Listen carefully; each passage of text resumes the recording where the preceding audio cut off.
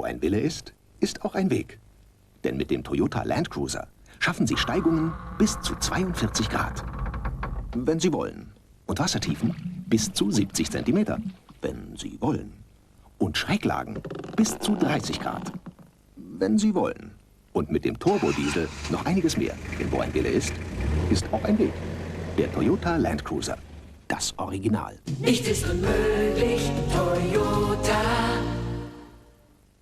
1984 vollzog sich, wie erwähnt, die zweite Modellteilung. In dem Fall teilte sich der J7 in ein Heavy-Duty- und ein Light-Duty-Modell. Heavy und Light-Duty sind keine offiziellen Begriffe. Wie gesagt, ich nehme das jetzt nur mal zur Unterscheidung. Der eine hieß und heißt Land Cruiser, der andere hieß Land Cruiser 2 bzw. Bandera und ab 1990 mit dem Facelift dann Prado. Äußerlich sind sie eigentlich leicht zu unterscheiden, wenn man weiß, wo man hinschaut, denn das kann etwas verwirren.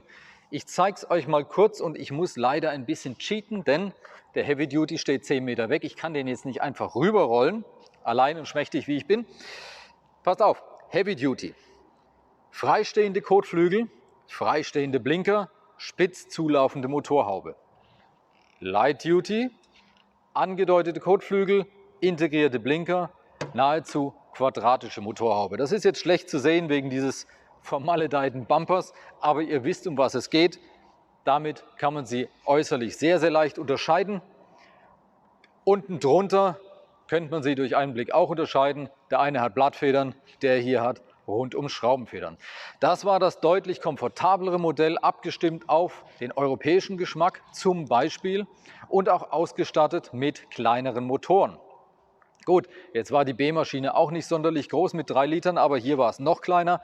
Zu Anfang gab es einen 2,4 Liter Diesel mit sage und schreibe brachialen 72 PS und es gab einen 2,4 Liter Benziner mit 105 PS. Das hier ist der Benziner, das ist die Version RJ70, denn das ist der kurze.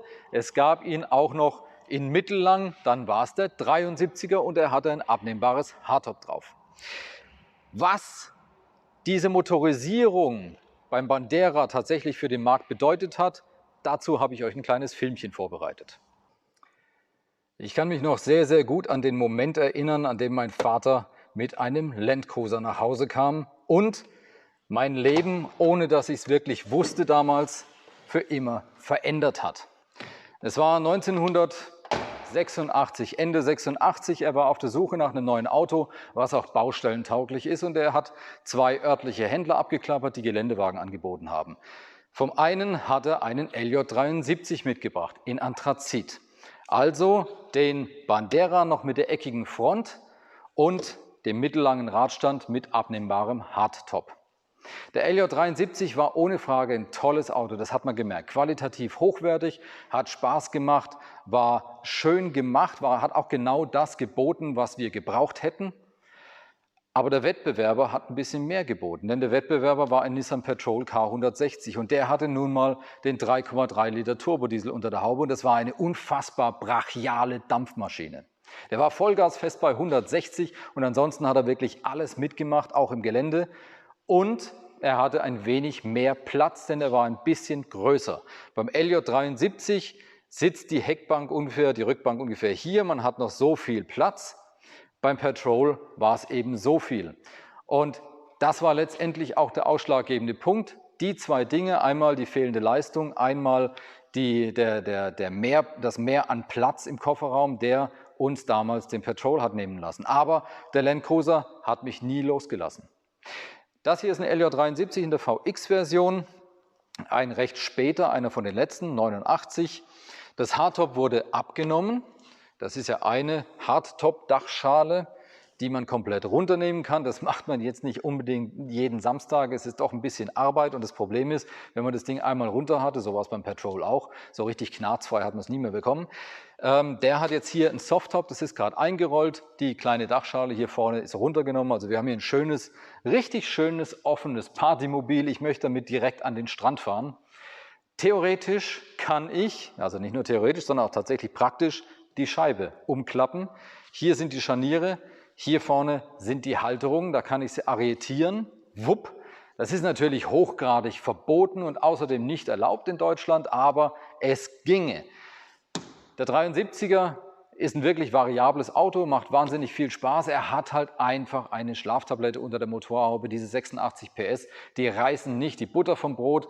Da braucht man einfach nicht drum rumreden. Das war ja das große Problem des Bandera, aber das wurde ja 1990 mit dem Facelift geändert. Dazu kommen wir gleich noch, da gibt es ein separates Einspielfilmchen. Ich glaube, ich werde jetzt noch eine kleine Runde mit dem 73er drehen und gebe zurück in die Collection.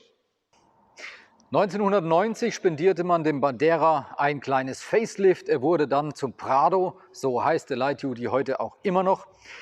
Das mag oberflächlich gesehen ein kleiner Hüpfer gewesen sein, war aber eigentlich ein großer Sprung. Und warum? Dazu habe ich euch schon wieder ein Einspielfilmchen vorbereitet. Los geht's! Als der Land Cruiser 2 1984 auf den Markt kam, hat er genau den Zweck erfüllt, für den er entwickelt wurde. Es war ein kleines, leichtes, sehr, sehr komfortables Fahrzeug, das neue Zielgruppen erschlossen hat und in neue Marktsegmente vorgedrungen ist. Und der Bandera hat den Geländewagenboom in Deutschland und Europa so richtig mit Macht angeschoben. Es war natürlich auch eine völlig andere Welt als die harten Brocken, die es vorher gab. Er hatte nur ein kleines Problemchen. Bei uns wurden ja viel Diesel gekauft und die ersten Diesel, die angeboten wurden im Bandera, das war der 2L-Motor, das war ein Vierzylinder-Saugdiesel mit sage und schreibe 72 PS und 155 Newtonmetern. Man hat gemerkt, das funktioniert nicht so ganz, hat ihm dann einen Turbodiesel zur Seite gestellt, das war der 2LT, basierte auf dem gleichen Motor, 2,4 Liter, Vierzylinder Turbodiesel mit jetzt 86 PS und 188 Newtonmetern. Das war jetzt auch nicht so wahnsinnig viel und dementsprechend schlaftablettig fuhr sich das Ganze auch. Man hat gemerkt, Ende der 80er, dass man das dem Markt nicht mehr so richtig vermitteln kann und dann kam eine Modellüberarbeitung 1990. Aus dem Bandera mit dem eckigen Gesicht wurde der Prado mit dem runden Gesicht. Ich sagte vorhin, dass der aktuelle Heavy Duty ein bisschen an die damaligen Prados erinnert. Jetzt wisst ihr auch warum, denn der hatte ja auch diese runde Front, aber der Rest vom Auto ist ja ungefähr von der Form her das gleiche, das ergibt sich nun mal automatisch. Prado heißen sie übrigens heute immer noch, also die ersten hießen Bandera, aber ab 1990 heißt der Light Duty Prado, also der aktuelle 150er heißt auch noch so. Ab der A-Säule nach hinten war das gleiche Auto, bis auf den Fünftürer, den gab es nicht als Bandera, der kam erst 90. Aber der Rest war gleich, also 70 und 73. Die Ausstattungen haben sich jetzt auch nicht so wahnsinnig unterschieden, aber unter der Haube hatte sich was getan. Und das war das Entscheidende, das eigentlich Entscheidende an dieser Modellpflege, denn es kam ein neuer Motor. Das war der 1KZT. Der 1KZT war ein Motor aus der Laser-Familie, zu der auch 1HZ und 1PZ und 1FZ gehören. Und der 1KZT hatte, das war ein 3-Liter-Motor, Vierzylinder Turbodiesel mit 125 PS und 295 Newtonmetern. In der Version 1KZTE, das war die elektronisch geregelte Variante, hatte er 130 PS. 86 PS, 125. 188 Newtonmeter, 295. Das war eine völlig neue Welt. Wir hatten auf einen Schlag 1/3 mehr Leistung und Drehmoment. Der Rest vom Auto blieb ja gleich. Es war immer noch der 70er, immer noch der 73er, wie gesagt, bis auf den Fünftürer. Das heißt, wir hatten wesentlich mehr Leistung und wir hatten immer noch die gleichen Gewichte und das war das, was dem Auto einfach gefehlt hat. Endlich hatte das Auto Bums unter der Haube und endlich hatte das Auto die Leistung, die der Markt zu dieser Zeit in einem solchen Auto auch wirklich wollte. Den Fünftürer hier habe ich euch mitgebracht, um ihn euch wenigstens mal zu zeigen. Das Auto gab es nämlich in Europa in dieser Form eigentlich nicht, nur in ganz wenigen Märkten. Und das war sehr, sehr schade. Das ist ja schlicht ein fünftüriger Geländewagen, das heißt, er hat allen Platz der Welt, den man braucht. Er ist komfortabel, er ist bequem, er ist variabel, er ist schön geschnitten, finde ich, von der Form her. Es ist ein J7, wie ihr seht, aber hier hinten diese Scheiben, die in den meisten Fällen auch getönt waren, ziehen sich hier rum. Den kann man hier hinten auch ausstellen. Das ist ein wunderschönes Auto und ich finde es wahnsinnig schade, dass der nicht auf dem gesamteuropäischen Markt erhältlich war, denn er hätte dem fünftürigen Wettbewerb mehr oder minder den Garaus gemacht. Ob das ein Mitsubishi Pajero ist oder ein Nissan Patrol, das waren gute Autos, ohne Frage, aber das hier war das bessere Auto. Ist jetzt meine rosa Brille, das weiß ich auch, aber nach meinem Dafürhalten ist es einfach das bessere Auto. Und ich finde es insofern einfach schade, weil Toyota damals dem Markt noch ein bisschen mehr hätte geben können. Heute findet man diese 78er, 77er, 78er, 79er auf dem europäischen Markt hin und wieder. So wahnsinnig häufig sind sie nicht. Meistens haben sie den 2 LTE-Motor unter der Haube. Das ist der Vierzylinder, den wir auch hier haben, allerdings in den meisten Fällen in Verbindung mit einem Automatikgetriebe und als elektronisch geregelte Variante. Dann fährt er sich auch ganz, ganz anders als der alte Brocken da drüben.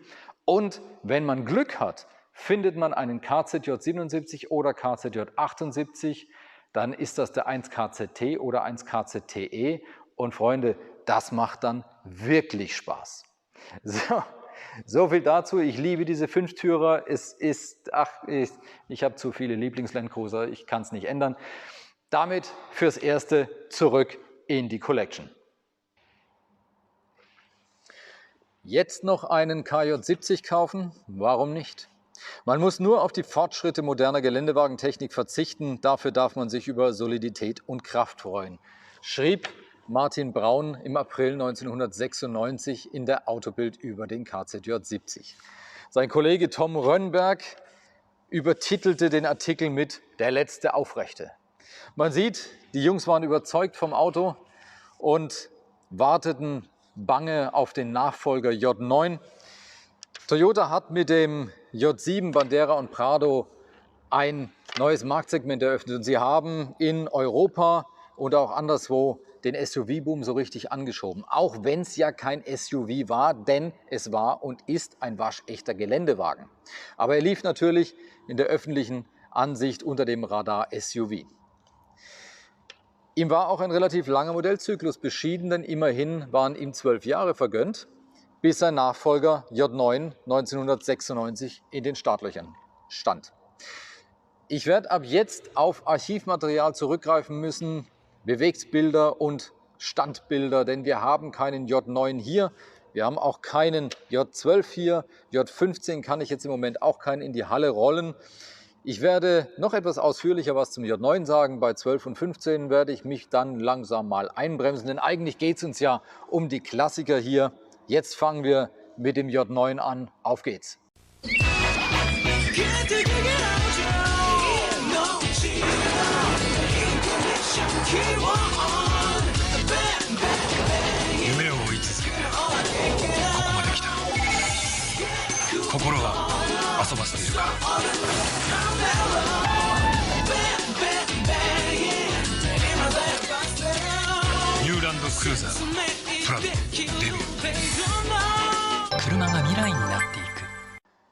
Unter der Haube des J9 werkelten verschiedene Maschinchen, sowohl Diesel als auch Benziner.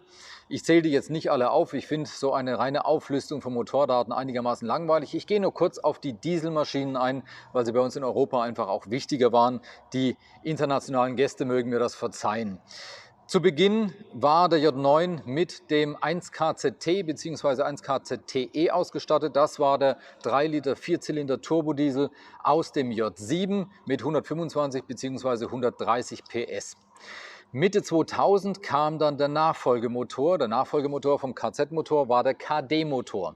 Der KD-Motor war ein 3 Liter Vierzylinder Common Rail Turbodiesel mit dann 173 PS. Das war schon eine ganz, ganz andere Hausnummer und ein sehr, sehr schöner Motor. Ein Wort noch zu den Motoren. Vorhin bei den Heavy Duties habe ich erwähnt, dass vielfach Industriemotoren eingesetzt wurden. Das war bei den Light Duties nicht anders. Denn L-Motor, KZ-Motor, KD-Motor, das waren Motoren, die in vieler Zahl in vielen Fahrzeugen eingesetzt wurden, also in Geländefahrzeugen, in PKWs, aber auch zum Beispiel in Kühlaggregaten, in Gabelstaplern, in Booten. Das sind Industriemotoren, die nach Industriestandards gefertigt werden und in verschiedenen Ausfertigungen kommen.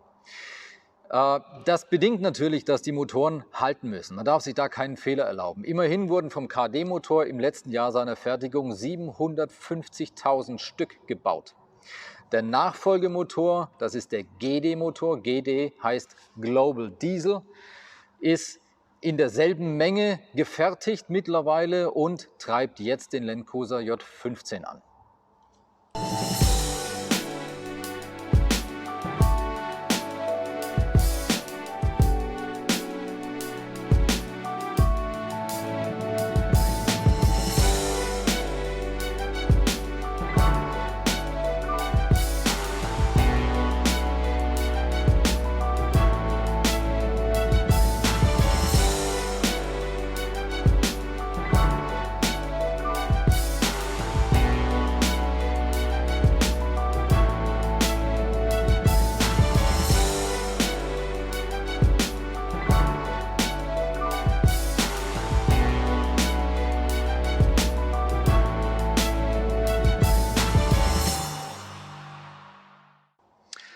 Der J9 brachte eine radikale Designänderung mit sich. Er unterschied sich schon sehr, sehr deutlich von seinem Vorgänger. Das Ganze war runder, gefälliger, moderner, sehr viel modischer. Es gab erstmals weit runtergezogene Stoßfänger vorne und hinten, die in manchen Versionen auch lackiert waren. Das ist modisch sehr, sehr schick, allerdings im Gelände eher problematisch.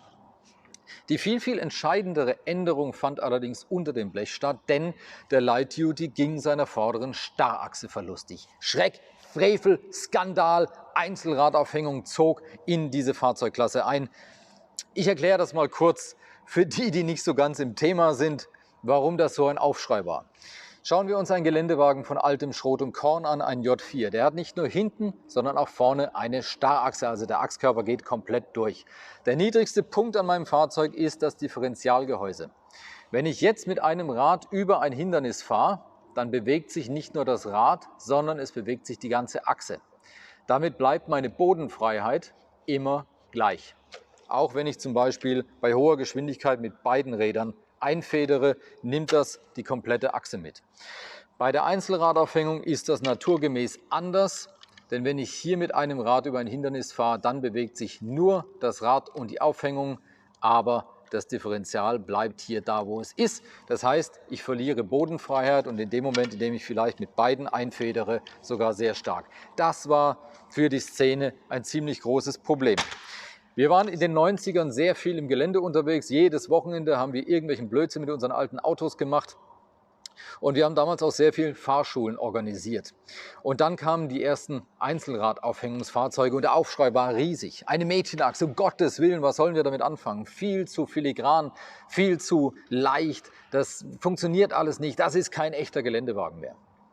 Bis die Jungs zum ersten Mal in einem J9 saßen, denn dann sahen sie, dass plötzlich doch richtig was geht. Der J9 kann was und zwar richtig. Und ich bin hinterher anschließend auch wirklich komfortabel auf dem Heimweg, denn Starrachse heißt, so ein Achskörper, der wiegt ja ganz schön was. Ich habe wahnsinnig viel ungefederte Masse. Deswegen poltern diese Starrachsen vorne auch so und deswegen hat man ja beim J9 auch die Einzelradaufhängung eingeführt, denn die ist wesentlich komfortabler. Kurz zurück zum J9. Der J9 wurde eingeführt, um in einem stark wachsenden Marktsegment dem Wettbewerb Paroli zu bieten. Das hat er geschafft. Das brachte natürlich mit sich, dass er sehr, sehr modisch gestaltet war. Wie gesagt, und irgendwann kam er natürlich dann auch aus der Mode. Deswegen war für ihn auch relativ schnell Schluss. Nach nur 6 Jahren, 2002, kam schon der Nachfolger J12.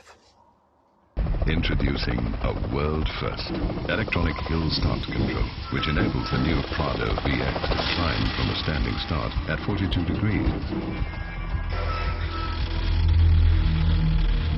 And then, of course, there's downhill assist control and emergency brake assist.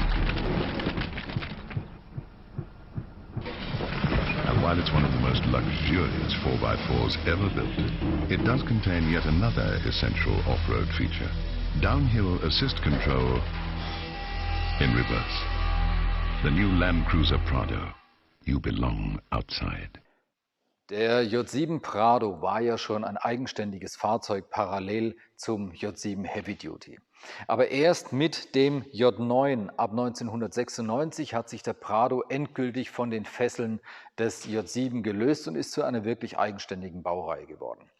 Der Nachfolger war der J12. Ich möchte jetzt zum J12 und zum J15 gar nicht mehr so wahnsinnig viel sagen. Erstens glaube ich, dass ich ohnehin schon viel zu viel Zeit verbraten haben werde. Und zweitens wollten wir uns ja ein bisschen mehr auf die Klassiker konzentrieren. Man kann das ja auch alles nachlesen. Apropos Nachlesen, fällt mir ein, ich habe gerade beschlossen, ich werde 3 Bücher davon verlosen, Legende Land Cruiser, da stehen all die Geschichten drin, die ich nicht erzählen konnte und all die Fakten und Daten. Kommentiert einfach unter unsere Filmchen und in 2 Wochen werdet ihr wissen, ob ihr eins gewonnen habt und schreibt bitte auch dazu, ob Deutsch oder Englisch. Wichtig. Der J12 war designerisch und technisch ein sehr, sehr großer Schritt.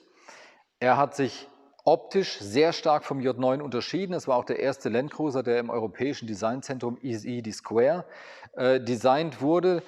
Man hat nicht mehr wirklich gesehen, dass die beiden verwandt sind. Das hat man allerdings zwischen J9 und J7 auch nicht mehr so gesehen. Er war sehr modisch gestaltet, das war im Laufe der Jahre irgendwann zum Nachteil geworden. Technisch gesehen hat er aufgerüstet, man hat langsam gesehen, in welche Richtung die Entwicklung geht, dass immer mehr Elektronik kommen wird. Geschichten wie Hill Assist Control, Downhill Assist Control und ähnliches, viele Fahrassistenzsysteme für die Straße. Der Schritt vom J12 zum J15 war designerisch nicht ganz so groß wie zwischen J9 und J12. Man sieht den beiden schon an, dass sie verwandt sind miteinander, aber der J15 ist natürlich wesentlich moderner, wesentlich frischer geworden und er hat auch noch mehr Elektronik bekommen.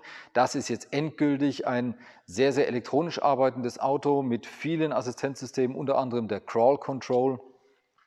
Der J15 ist der aktuelle Prado, den gibt es heute noch, den wird es auch noch ein bisschen geben. Jetzt gibt es erstmal ein Facelift und ein Motoren-Update.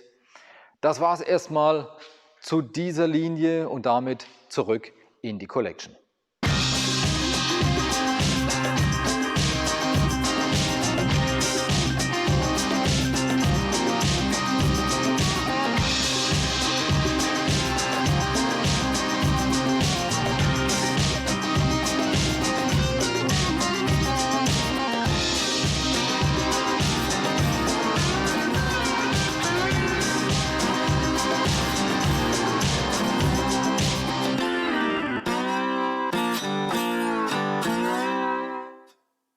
Zurück zum J12. Dem J12 war ein Jahr mehr vergönnt als dem J9. Er lief ganze 7 Jahre, bis im Jahr 2009 dann der J15 an den Start ging. Das ist der aktuelle Prado, den gibt es auch heute noch.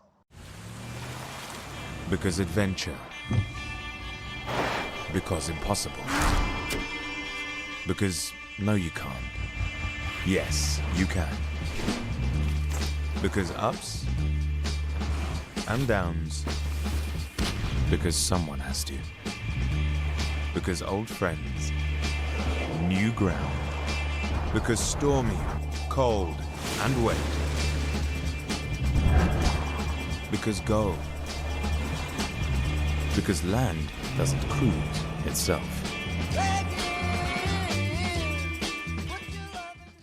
Vom leichten Landcruiser wurden seit 1984 über 3,4 Millionen Stück gebaut.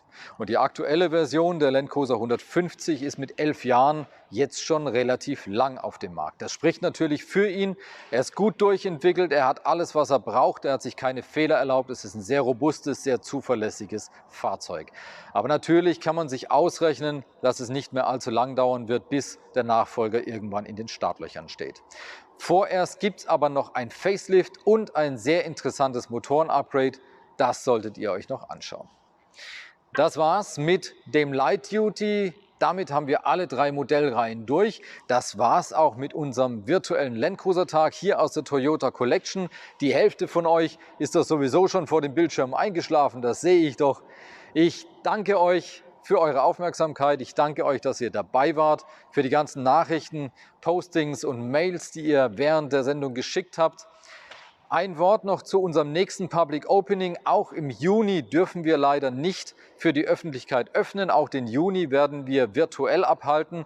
Aber wir haben beschlossen, dass wir den Supra-Tag nach hinten schieben. Das können wir euch einfach nicht antun. Wir werden im Juni den RAV4 behandeln. Auch das ist ein sehr interessantes Auto. Auch der hat jetzt die 10-Millionen-Marke geknackt. Da werde ich auch einiges zu erzählen haben. Also am ersten Samstag im Juni, 10 Uhr. Ich bin hier, ihr seid daheim an den Empfangsgeräten und wir verbringen wieder eine kurze, schöne Zeit miteinander.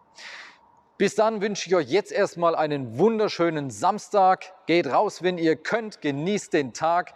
Es war mir eine Freude, es war mir eine Ehre, diesen Vormittag mit euch verbringen zu dürfen. Ich wünsche euch eine gute Zeit. Bis zum nächsten Mal. Ich freue mich drauf. Ciao.